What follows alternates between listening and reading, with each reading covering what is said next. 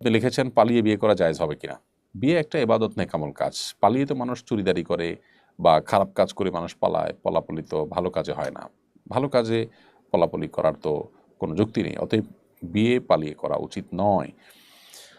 যদি বলেন যে বাবা-মা সন্তুষ্ট না বা তারা সম্মত না, এজন্য পালিয়ে বিয়ে করতে হচ্ছে, তাহলে উত্তর হলো যে বাবা-মাকে সম্মত করে বিয়ে করবেন।